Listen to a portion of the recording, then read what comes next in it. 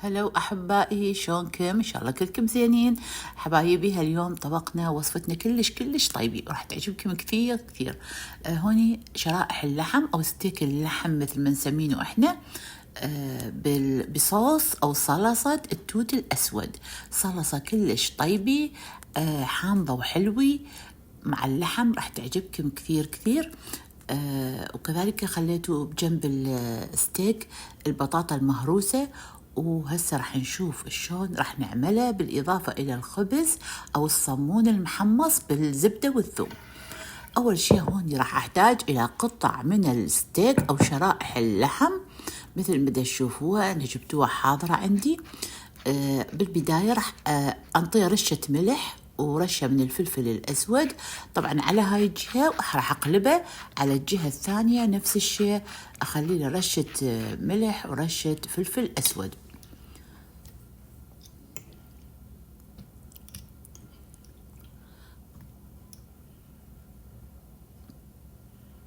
هسه قلبتوها وراح أرشه أيضا شوية ملح وشوية فلفل أسود وحسب أنتم ما تحبون من البهارات.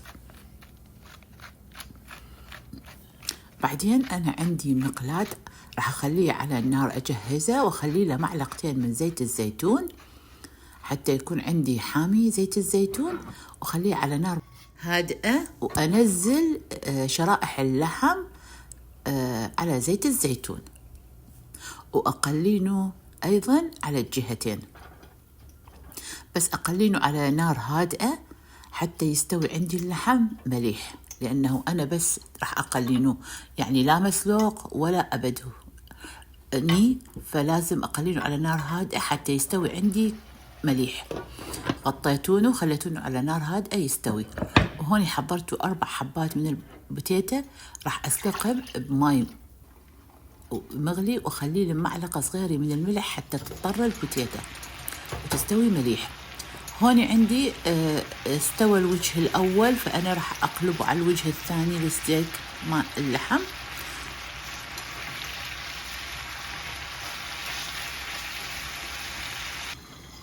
أوكي، وبعد ما تقلع على الوجه الثاني شلتونه واستوى عندي الستيك، شلتونه على جهة، وجبتوا مقلاة ثانية خليته بيها نص كاس من التوت الأسود وعصرتوا له ليموناي، وراح أقلب بالتوت الأسود حتى أريده يتفتح وينحل. وبالإضافة إلى عصير الليمون راح أضيف له معلقتين من العسل، عسل النحل، راح تنطيني طعم كلش طيب الصلصة.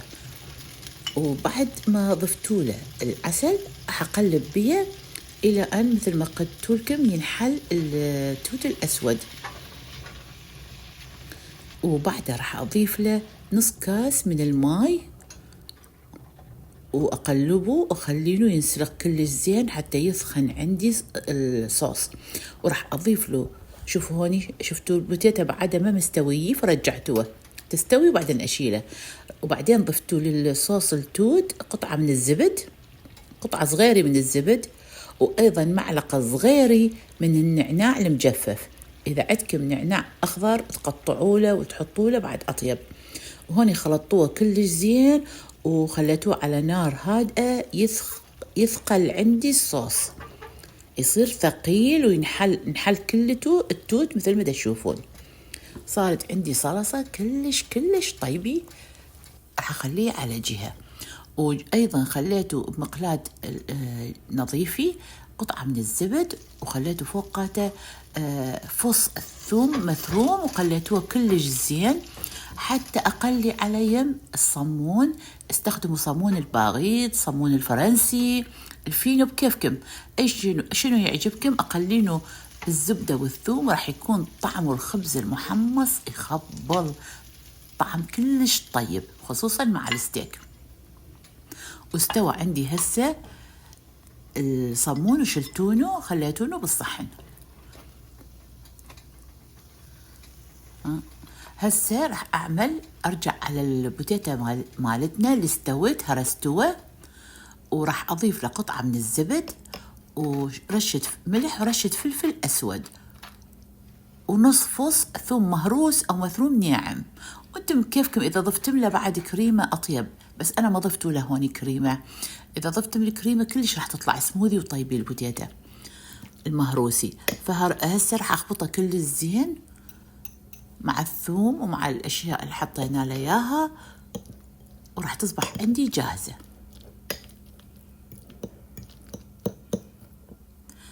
هسه جهزت البوتيتا وجهزت عندي صلصة التوت الأسود. شوفوا شلوني كلش حلوي وطيبي، طعم كلش طيب.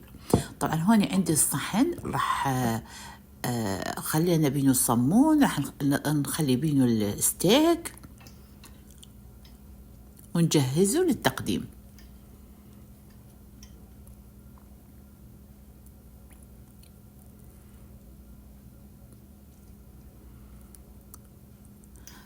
إذا عجبكم الفيديو لا تنسون تعملون إعجاب ومشاركة للفيديو حتى يوصل أكثر الناس ويستمتعون بهاي الوصفة الرائعة.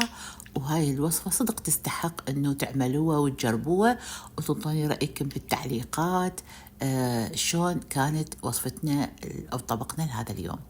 طبعا هون إذا أرتب البوتيتا راح أرتبها بشكل دائري جنب الصمون وستيك اللحم حتى تنطي مذاق كلش طيب مع الوصفة هاي. أو تقدرون تخلون الوصفة هذه مع التمن بكيفكم أنتم حسب ما تحبون.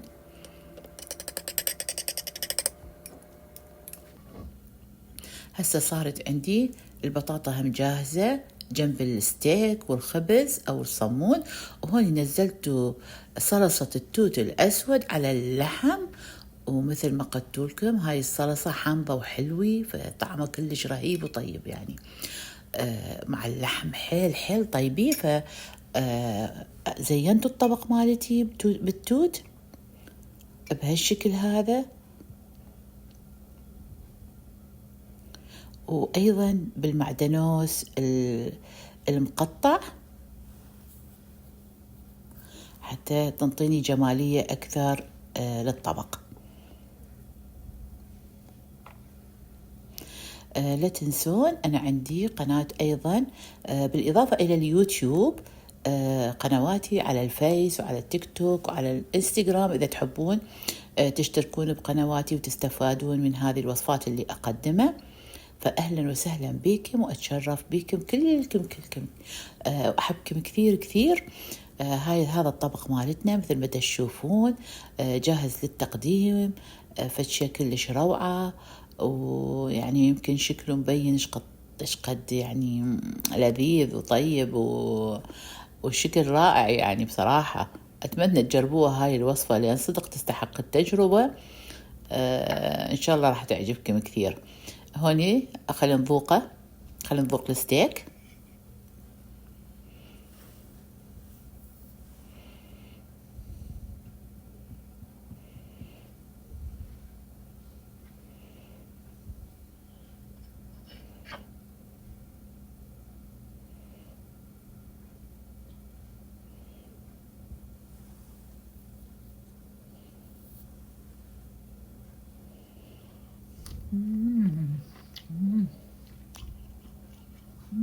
الطعم الحلو الحامض يجنن، طعم لا يقاوم.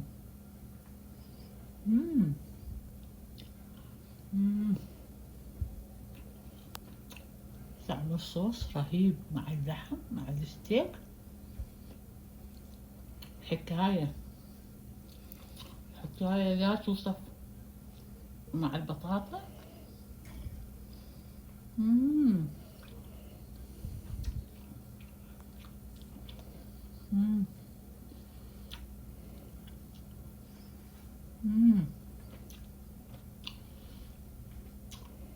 طعم رهيب، عاشت ايدي.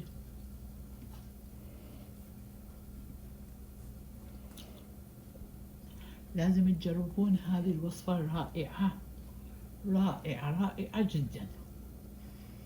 ألف عافية علي وعليكم. باي حبايبي.